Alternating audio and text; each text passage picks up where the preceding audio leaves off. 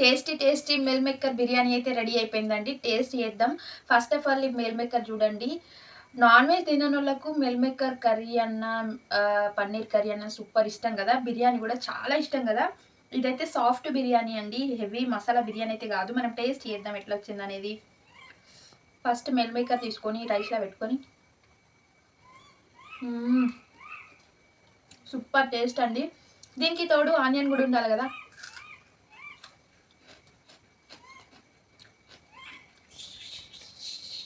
ఈరోజైతే mill maker rice చేస్తున్నా. దానికోసం ఒక పావు ఆయిల్ తీసుకుంటున్నా. ఫస్ట్ అయితే గరం మసాలా వేసుకుంటున్నా. ఓల్ గరం మసాలా, ఒక ఆనియన్. యాక్చువల్గా దీన్ని మిల్ మేకర్ రైస్ అన్నామా, మిల్ మేకర్ బిర్యానీ అన్నామా? బిర్యానీ అనడమే కరెక్ట్ అండి. ఆనియన్స్ అయితే వేయించుకుందాం ఫస్ట్. తర్వాత ఒక 4-5 పచ్చిమిర్చిలు అండి. కారం ఎక్కువ వాడాం కాబట్టి పచ్చిమిర్చిలే కొన్ని ఎక్కువ వేసుకుంటున్నాను అంతే. అలాగే చిన్న సైజ్ టమాటా అండి ఒకటి. అల్లం వెల్లుల్లి పేస్ట్ అండి. ముందుగానే నానబెట్టుకున్న మిల్ మేకర్ అండి. వాటర్ అయితే గట్టిగా పిండేసుకొని వేసుకుందాం.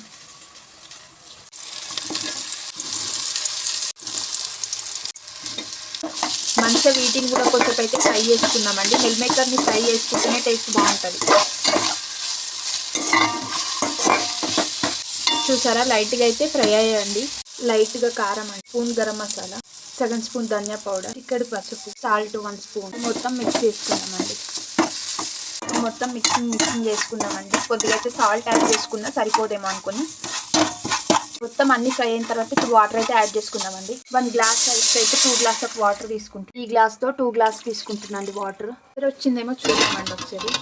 ఎసరైతే వచ్చేసిందండి. ఇంకా రైస్ అయితే వేసేసుకుందాం. ఎసరైతే వచ్చిందండి. ఇంకా రైస్ అయితే వేసేసుకుందాం. ఓకేనా.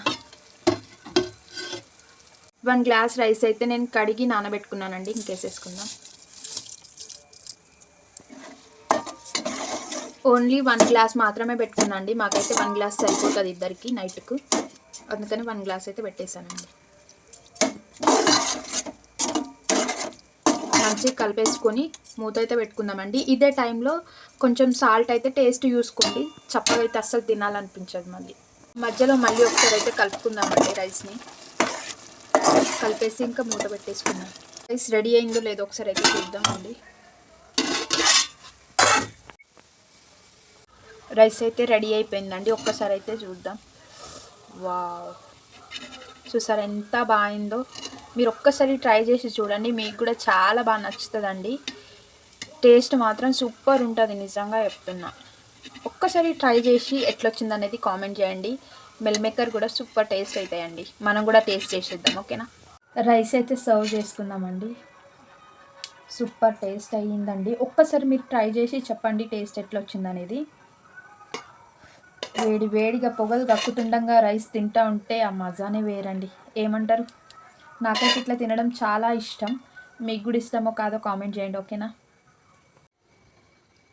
Tasty tasty meal maker biryani అయితే రెడీ అయిపోయిందండి. టేస్ట్ చేద్దాం. ఫస్ట్ ఆఫ్ ఆల్ ఈ మిల్ మేకర్ చూడండి. నాన్ వెజ్ తిననోళ్ళకు మిల్ మేకర్ కర్రీ అన్న పన్నీర్ కర్రీ అన్న సూపర్ ఇష్టం కదా! బిర్యానీ కూడా చాలా ఇష్టం కదా! ఇదైతే సాఫ్ట్ బిర్యానీ అండి. హెవీ మసాలా బిర్యానీ అయితే కాదు. మనం టేస్ట్ చేద్దాం ఎట్లొచ్చిందనేది. ఫస్ట్ మిల్ మేకర్ తీసుకొని రైస్లో పెట్టుకొని సూపర్ టేస్ట్ అండి. దీనికి తోడు ఆనియన్ కూడా ఉండాలి కదా!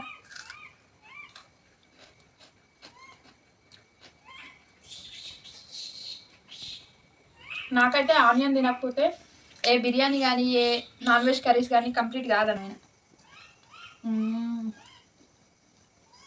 నిజంగా సూపర్ టేస్ట్ ఉందండి.